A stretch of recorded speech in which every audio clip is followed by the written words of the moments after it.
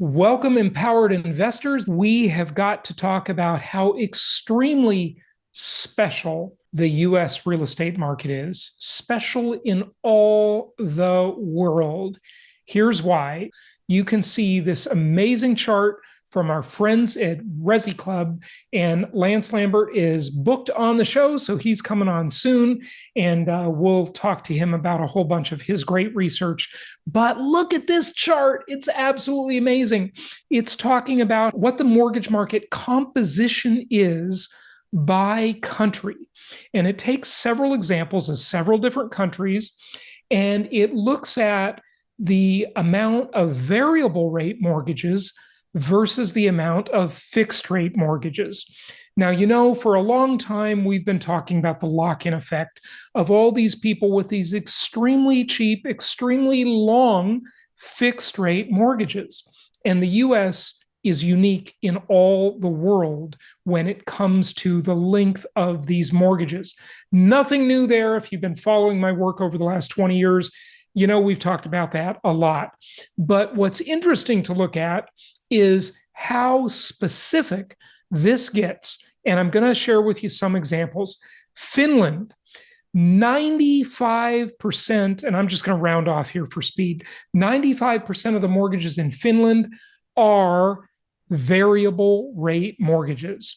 In Australia, down under, throw a shrimp on the Barbie because 74% of the mortgages there are variable rate mortgages. Now, this chart breaks it down into variable rate, in other words, only fixed for 1 year at a time, typical adjustable rate mortgage, or short-term fixed, which is 1 to 5 years fixed, right? Like in our friends up north in Canada, take off, to the great white north. Okay. I love calling it Canada, ruled by the dictator Justin Trudeau. Yes, he is a disgusting dictator. They have these not variable rate mortgages necessarily, but they're only fixed for 5 years. Then you have to renegotiate the mortgage. Okay, so it breaks down differently. Now, a medium term fixed is 5 to 10 years, and then a long term fixed is over 10 years. Now, the vast majority of the people in the United States have fixed for 30 years. And all the people that got the cheap mortgages during the COVID era have 27, maybe even 28 years left. We're kind of leaving that 28-year mark now, but they have 27 years left, definitely. Okay, so Australia, 25.9% of the mortgages are 1 to 5 years fixed. That's not very long in the way we look at it here in the US. Ireland, 56% of the mortgages are variable rate, and Sweden, 48% variable rate. Italy, 17% variable rate. Now you might think, oh, well, those Italians haven't made. Hey, they certainly got La Dolce Vita.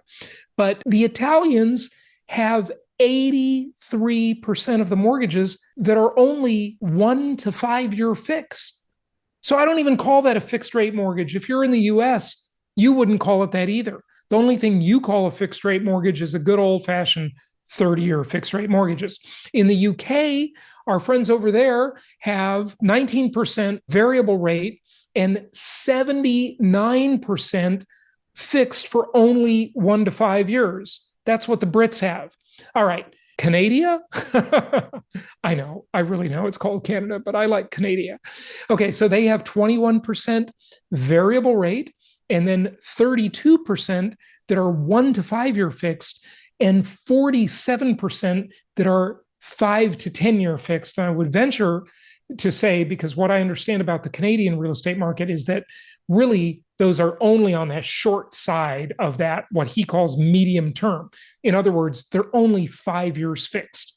Okay, Germany stacks up very, very badly. The US, though, wow, the US has a tiny percentage. In fact, it's such a small percentage, the chart doesn't even list the percentage in there of variable rate mortgages.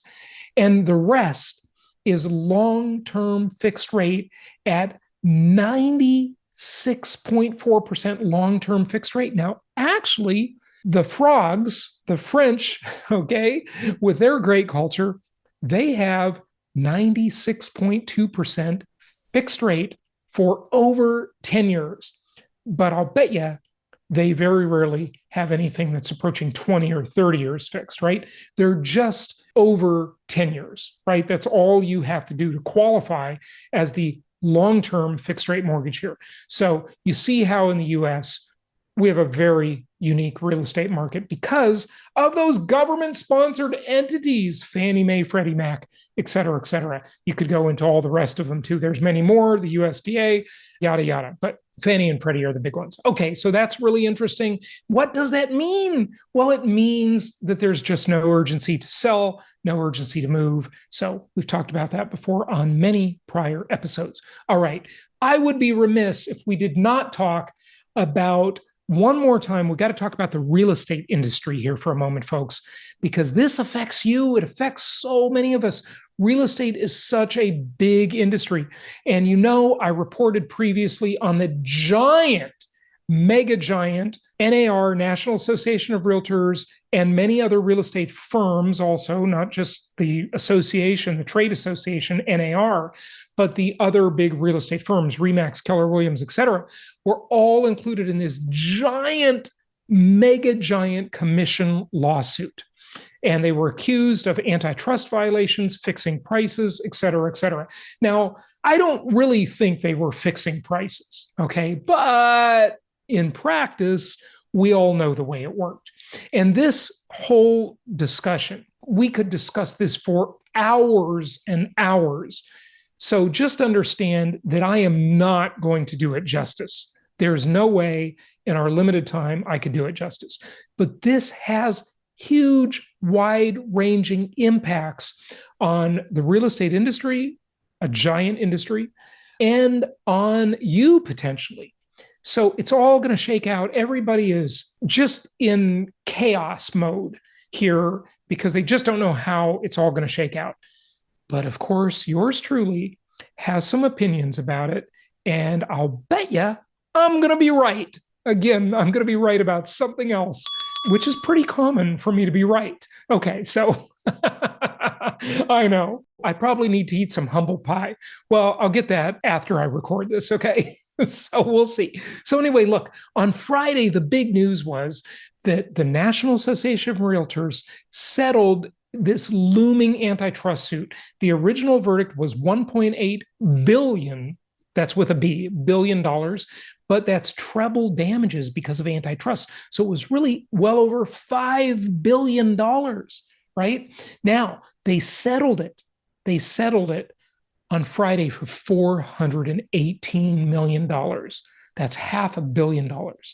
So I guess that means all the lawsuits will stop now, but I don't know how they're going to pay that money. They don't have that much money, so I'm sure there was a payment plan, and we'll see how that all shakes out. But this little news clip from one of my newsletters says, settled its antitrust lawsuit, paying $418 million in damages and eliminating its agents' standard 6% commissions.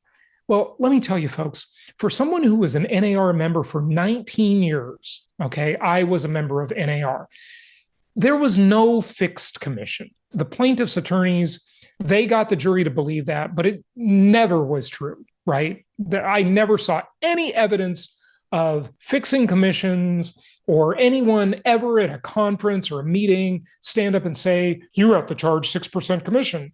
Never happened. I didn't hear that one time in my whole career as a traditional real estate agent. But in practice, we know that there was this kind of like implied thing that you start the negotiating at 6%, right? And then go down from there. Now, 100 years ago, when houses were super cheap and they weren't financed a lot of times because they weren't backed by these government-sponsored entities, 6% was probably a reasonable commission. But over the years, real estate appreciated many times much faster than the rate of inflation. And somehow that 6% thing stuck. And it was paid on debt and equity. And this is where the commissions really got out of hand and too high. Okay. I know my industry peers, and I'm not really in that industry anymore, so this doesn't like affect us the same way as it does other people in that business. But my sort of semi-peers in the real estate industry hate me for saying this, but they don't listen to the whole thing. They don't take the whole context. I do think the commissions really are too high. However, they have to be that high because it's such an absurd, dysfunctional industry where all of these people in real estate have to spend this massive amount of money on marketing. You see it everywhere.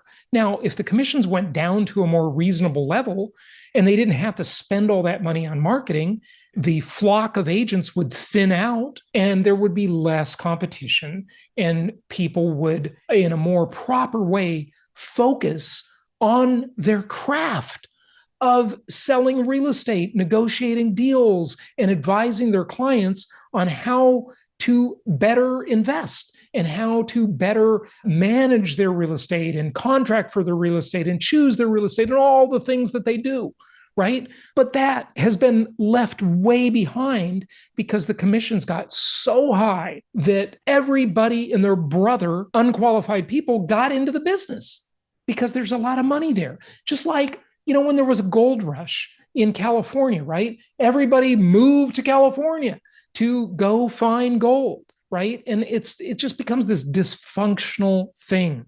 And the real estate industry got very dysfunctional. Okay. So this little blip says the move, which could upturn the current real estate model, is expected to immediately reduce the cost of home buying from absurdly unattainable to just a normal level of unattainable. Well, I don't really think that's going to happen in any significant way. What they're basically saying is that if, for example, and this is not fixed by law, but if, for example, in the MLS system, an agent was paid 2.5%. They used to be paid 3% all the time, right? But, over the years that came down. And so say they were paid 2.5%, and now they're only paid 1%. So an extra 1.5%, the assertion here, unsaid, is that, well, the seller could now reduce their price by 1.5%, or the buyer could pay 1.5% less. Well, the likely reality of this is that the sellers aren't reducing their prices because they're still looking at all the comps of the prior sales, and they're still going to want as much money as they can get. Maybe the buyer and seller, because the price of the commission is built into any product, not just real estate, it's built into every product we ever buy. There's always middlemen, commission, supply chains, yada, yada, right? Now, maybe what they do is they end up splitting the difference. So maybe the buyer pays 0.75% more for the house than if there were no commission in there, and the seller is willing to accept 0.75% less for the house. Maybe that happens, but I don't know. Much more significant things are at play here, though, folks. Okay, now here's another article. It says, find buyers before the agents. Mortgage industry reacts to the NAR settlement. The NAR settlement will give loan officers a more significant role in the home buying process and encourage housing pros to pursue dual licensing, experts said. And I do believe this will happen. So I agree, this is coming. But on the flip side of that, it's going to cause realtors to get into the mortgage business. So what you're going to see is a lot more dual licensing, where instead of the real estate agent just having a real estate license and the loan officer just having a loan officer's license, you're going to see all of these parties get both licenses. So for the licensing people, they're going to make a lot more money. And they're going to try and bundle these services and offer them both together. Now, buyers of real estate are going to be signing buyer-broker agreements, which I actually think is a good thing for both consumers and for real estate agents. Because what will happen here is it will make the buyer more committed to the real estate agent, and it'll make the real estate agent more committed to the buyer, because they'll have an actual contract together. And this will be good for both of them. They will become more equally yoked. Okay. Remember that very important biblical concept of being equally yoked. One of the many problems with the very dysfunctional real estate industry is that the buyers and the real estate agents were not equally yoked. The buyer could just waste the agent's time. So the agent didn't know if they were going to have a deal or have a buyer or not. And they were just kind of wasting time throwing spam at the buyer, essentially, hoping they'll buy. And the buyer could be totally disloyal to the agent. So why would the agent ever commit to them? I mean, look, it's like a marriage, folks. If your wife wants an open marriage and wants to sleep with whoever she wants, and you want a traditional marriage as the man, and you're only going to sleep with your wife, well, then no one's going to do that deal, right? Because they're not equally yoked, right? No one's going to agree to that deal. At least only an idiot man would agree to that deal. Okay. So anyway, before we get off on a big tangent here, let's move on. Now, here is another really important component about this commission lawsuit. Now, this is from a different article, but I just clipped this part. A chance for industry-wide consolidation. See, what's going to happen here, my prediction, is that the MLS, the long-standing multiple listing service, is going to be just completely ravaged. It's going to be destroyed. Now, it'll still exist, but not like we're used to. And I think the MLS has been a really good thing for consumers. I think that is also somewhat unique to the American real estate market. And although the claim of these plaintiffs and plaintiffs' attorneys was that the MLS enabled the price fixing, the antitrust violations.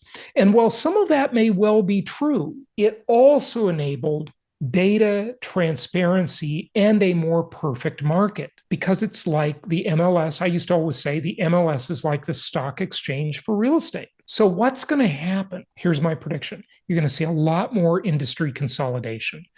A lot of these big players in real estate are going to get bigger, and they're going to have their own MLS systems. And now you're going to be in a position as a buyer where you're going to go to Keller Williams for their properties.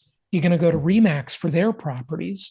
You're going to go to Century 21, not that anyone really goes to Century 21 anymore, but you're going to go there for their properties or whatever, right? And I'm just mentioning, a few names of a few brokerages. There's many others, obviously, but they're all going to silo the properties. And now the data is going to suck. It's going to make the market more imperfect. But what is the opportunity here? For those who know what they're doing, for those of you who watch my YouTube channel and listen to my show, the market, as it becomes more imperfect, it's probably going to lead to more opportunities for people who will make the most effort and people who have the most knowledge and the most connections. So this is going to be interesting to see how this plays out. This is a big deal. This is probably the biggest result of the giant lawsuit and now the giant settlement. So we'll see, and I'll continue to report on how this plays out. Folks, I know this is like industry talk, and most of you are probably listening in 189 countries, and you're thinking, Jason, I'm not in the industry. I'm a consumer. I'm an investor. I just want to invest. But folks, this is going to have an impact on everybody. It's such a big deal. This is such a big case, and it is going to have wide-ranging impact. Now, you might be asking, how does this affect me, Jason Hartman? Well, I don't think there's too much of an effect for us. It'll have some effect, certainly, because as the industry changes, it's going to have an effect. There's no question about it. We'll see. I don't know yet. I'm wondering too. I'm not a member of the National Association of Realtors, haven't been a member for 20 years. I'm not involved in the traditional real estate industry. But of course, it all plays together, right, as one giant industry. So we'll see. I don't know. I'll continue to report on this as time goes on and we see the impact of this very, very significant thing. One more quick announcement on the cruise. The cruise is sold out, as you know. We have 4 people on the waiting list. If you want to get on the waiting list for the cruise, if there's a cancellation, talk to your investment counselor or go to jasonhartman.com, click through on the cruise. We're going to take that down in a few days, but you can just put yourself on the waiting list. So if there is a cancellation and a room comes up, we can get you one. Actually, and I take that back, it's not totally sold out. There are suites available, but they start at like $12,000, $13,000 and go up from there. Some of them are really, really expensive. Okay. So if you want a suite, we can still get you on the cruise, but no regular price rooms are left. So that's that. Talk to Celebrity Cruises. not me. I can't make the ship any bigger. So sorry for those of you who couldn't come, but I told you to register early a long time ago, right? But some wait. And remember, the early bird gets the worm.